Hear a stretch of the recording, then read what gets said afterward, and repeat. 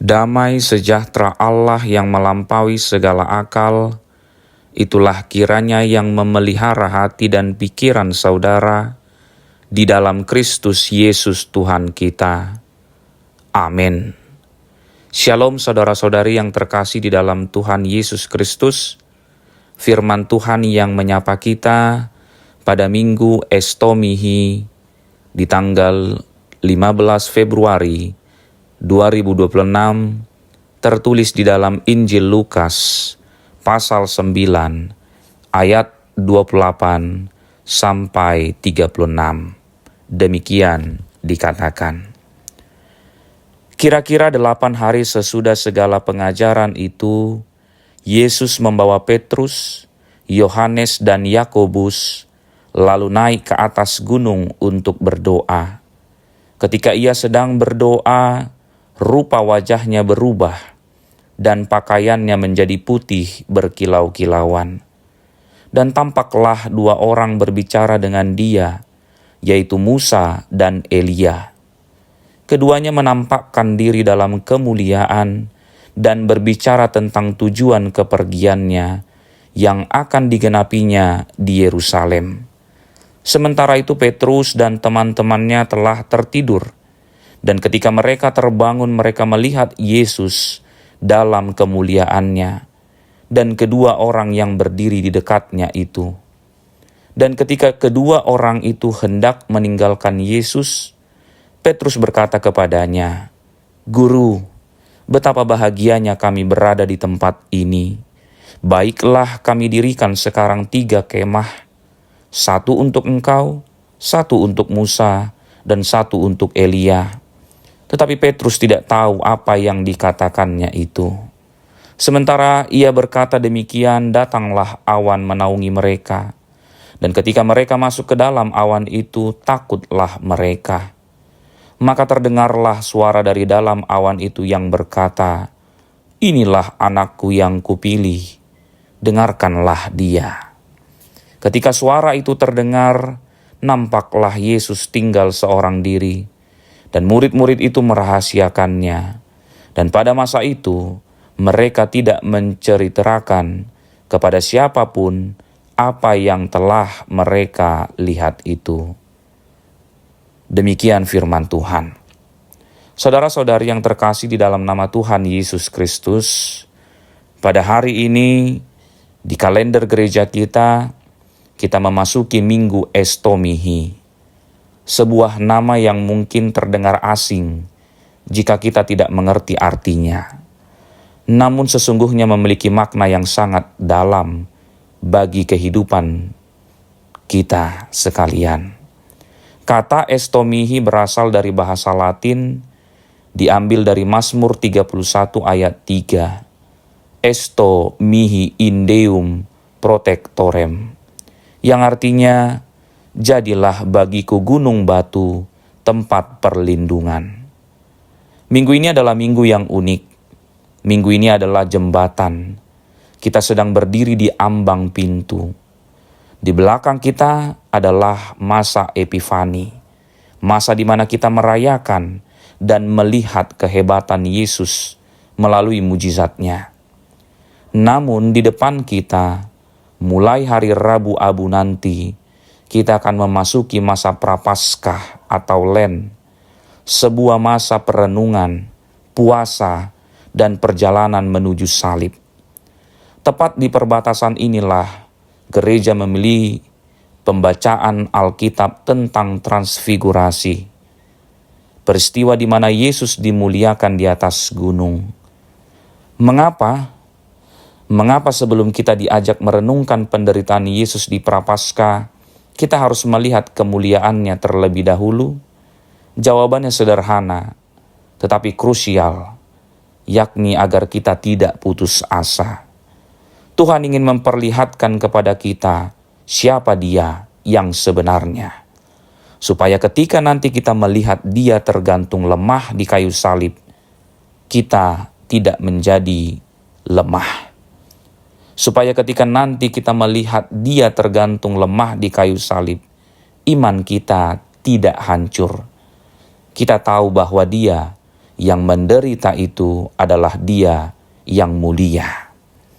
Hari ini mari kita naik ke atas gunung bersama Yesus melalui firman Tuhan pada minggu ini dan belajar apa artinya memohon, jadilah bagiku gunung batu perlindungan di tengah dunia yang nyata ini. Saudara yang terkasih, mari perhatikan ayat 28. Lukas mencatat satu detail kecil yang tidak dicatat oleh Injil Matius atau Markus. Lukas menulis, kira-kira 8 hari sesudah segala pengajaran itu, Yesus membawa Petrus, Yohanes, dan Yakobus lalu naik ke atas gunung untuk berdoa. Tujuan utama Yesus naik gunung bukan untuk pamer kekuatan, bukan untuk pertunjukan cahaya. Tujuannya adalah untuk berdoa. Dan perhatikan ayat 29, ketika ia sedang berdoa, rupa wajahnya berubah. Ini adalah pelajaran pertama dan terpenting bagi kita di Minggu Estomihi. Kemuliaan Allah, perubahan hidup, dan kekuatan spiritual tidak datang secara otomatis atau magis. Perubahan itu terjadi ketika kita berdoa. Seringkali kita datang ke gereja atau kita menjalani kehidupan Kristen kita hanya mengejar perasaan rohani. Kita ingin merasa diberkati, kita ingin melihat mujizat. Tetapi Lukas mengingatkan kita, Yesus berubah rupa saat ia bersekutu intim dengan Bapanya. Apakah kita ingin melihat kemuliaan Allah dalam keluarga kita, dalam pekerjaan kita, dan dalam pelayanan kita? Kuncinya bukan pada seberapa hebat strategi kita, tetapi seberapa intim hubungan kita dengan Bapa. Transfigurasi adalah respons Bapa terhadap doa Sang Anak. Jika Yesus Sang Anak Allah itu membutuhkan waktu khusus di atas gunung untuk berdoa sebelum menghadapi kematiannya, betapa lebihnya kita. Di Minggu Estomihi ini mari kita bertanya, apakah gunung batu perlindungan kita adalah Tuhan di dalam doa? Ataukah kita hanya berlindung pada kesibukan dan kekuatan kita sendiri? Saudara-saudari, selanjutnya mari kita lihat siapa yang hadir di sana. Ada Musa dan Elia, 2 raksasa iman. Musa mewakili hukum Taurat, sementara Elia mewakili para nabi. Kehadiran mereka menegaskan bahwa seluruh perjanjian lama menunjuk kepada Yesus. Tapi saudara, pernahkah Anda penasaran apa yang mereka bicarakan? Apakah mereka bernostalgia tentang membelah Laut Merah? Apakah mereka berbicara tentang kereta berapi?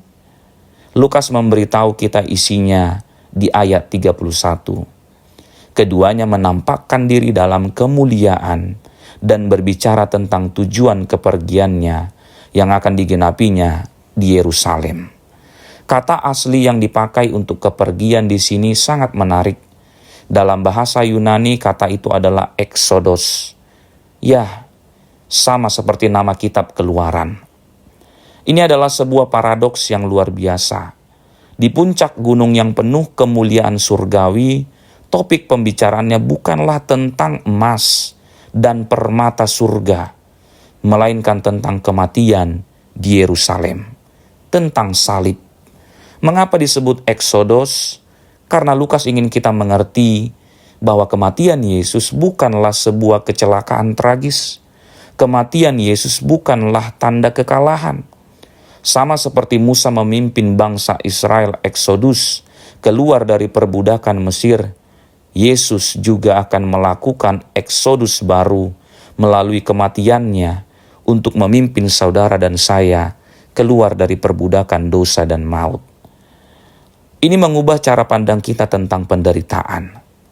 Di Minggu Estomihi ini kita diingatkan bahwa kemuliaan dan penderitaan bukanlah 2 hal yang bermusuhan. Justru jalan menuju kemuliaan sejati haruslah melewati jalan salib. Bagi saudara yang hari ini sedang bergumul, mungkin karena sakit penyakit, masalah ekonomi, atau keretakan rumah tangga, pandanglah Yesus di atas gunung ini. Dia sedang mendiskusikan penderitaannya. Dia tahu apa artinya Exodus. Dia adalah gunung batu perlindungan yang mengerti beratnya beban kita karena dia sendiri memilih untuk memikulnya. Saudara-saudari, bagaimana respons murid-murid? Di ayat 32 dikatakan mereka tertidur. Ini gambaran kelemahan manusiawi kita. Di saat momen krusial, kita sering lengah. Namun ketika mereka bangun dan melihat kemuliaan itu, Petrus dengan sifatnya yang spontan berkata, "Guru, betapa bahagianya kami berada di tempat ini. Baiklah kami dirikan sekarang 3 kemah atau pondok daun. 1 untuk engkau, 1 untuk Musa, dan 1 untuk Elia." Saudara, apa yang salah dengan ucapan Petrus? Bukankah itu niat yang baik? Lukas memberikan catatan kaki yang tajam. Dikatakan, tapi Petrus tidak tahu apa yang dikatakannya itu. Kesalahan Petrus adalah kesalahan banyak orang Kristen masa kini. Petrus ingin membekukan waktu. Petrus ingin tinggal di atas gunung selamanya. Dia ingin mendirikan kemah. Dia ingin kenyamanan. Dia ingin kemuliaan tanpa harus turun ke Yerusalem. Dia menginginkan mahkota tanpa salib. Dia menginginkan Paskah tanpa Jumat Agung. Saya menyebutnya dengan sindrom Petrus atau eskapisme rohani. Seringkali kita menjadikan gereja sebagai tempat pelarian. Kita suka ibadah yang meriah, kita suka suasana yang menyentuh hati, kita suka KKR yang powerful. Kita merasa, Tuhan, betapa bahagianya kami di gereja ini. Maka jangan suruh kami untuk pulang. Jangan suruh kami menghadapi bos yang galak di kantor. Jangan suruh kami menghadapi hutang-hutang yang menumpuk. Atau menghadapi tetangga-tetangga yang cerewet. Kita ingin membangun pondok daun rohani yang nyaman dan bersembunyi di dalamnya. Tetapi Yesus tidak menjawab permintaan Petrus. Mengapa? Karena Yesus tahu bahwa misinya bukan untuk diam di atas gunung. Di bawah sana, di lembah, ada tugas yang menunggu. Kekristenan yang sejati bukanlah kekristenan yang lari dari kenyataan dunia. Tuhan menjadi tempat perlindungan, estomihi, bukan supaya kita sembunyi dari masalah, tetapi supaya kita punya kekuatan untuk menghadapi masalah. Yesus menolak kenyamanan di atas gunung demi menyelamatkan kita di bukit Golgota. Saudara-saudari, ketika Petrus masih sibuk bicara soal mendirikan kemah, turunlah awan menaungi mereka. Awan itu adalah tanda kehadiran Bapa, Shekinah. Dan dari dalam awan itu terdengar suara, "Inilah anakku yang kupilih, dengarkanlah dia."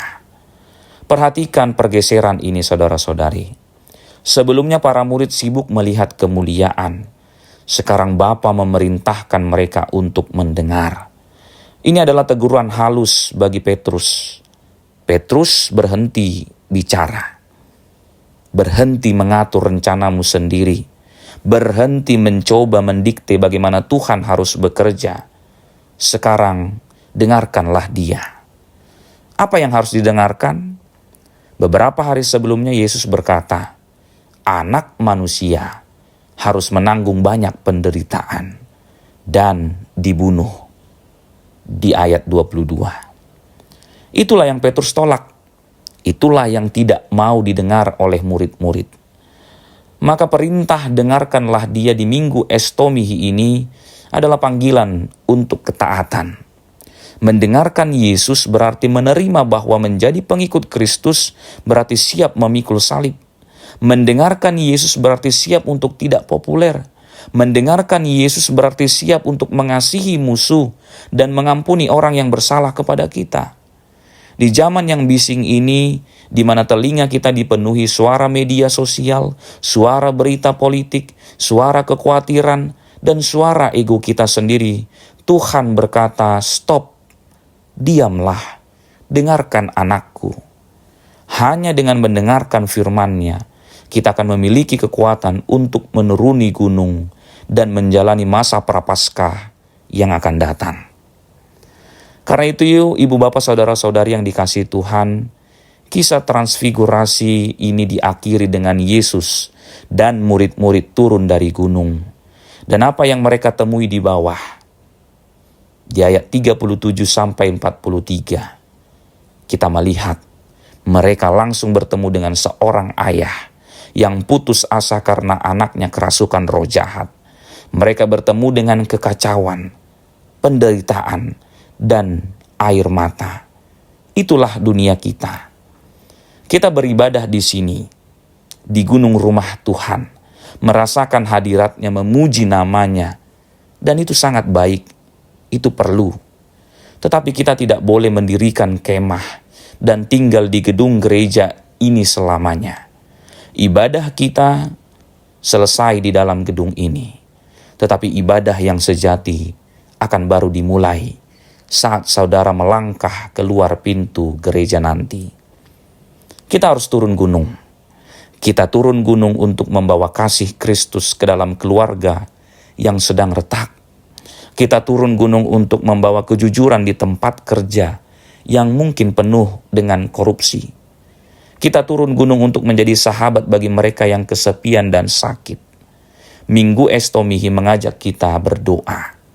Jadilah bagiku gunung batu tempat perlindungan. Artinya, Tuhan lindungilah aku, bukan dengan menjauhkan aku dari dunia, tapi sertailah aku saat aku melayani di tengah dunia yang gelap ini. Saudara-saudari, kita berani memasuki masa prapaskah. Kita berani menatap salib dan kita berani menghadapi penderitaan karena kita sudah melihat kemuliaannya. Kita tahu akhir ceritanya. Di balik salib ada kebangkitan. Di balik eksodos kematian ada tanah perjanjian kehidupan kekal. Karena itu, mari kita turun gunung. Jangan takut, karena sang gunung batu, Yesus Kristus yang mulia itu, berjalan menyertai kita. Amin, kita berdoa. Bapa di sorga, kami bersyukur karena Engkau telah memperlihatkan kemuliaan anak-Mu, Yesus Kristus. Terima kasih karena Engkau mengingatkan kami bahwa penderitaan bukanlah akhir segalanya. Ampuni kami jika selama ini kami seperti Petrus yang hanya mencari kenyamanan rohani dan menghindari panggilan salib. Ajarlah kami untuk diam dan mendengarkan suara Yesus di tengah kebisingan dunia ini. Jadilah bagi kami gunung batu perlindungan saat kami turun gunung untuk melayani dan bersaksi di tengah realitas hidup kami. Pimpin kami Tuhan memasuki masa prapaskah dengan hati yang teguh. Dalam nama Yesus Kristus kami berdoa dan mengucap syukur. Amin.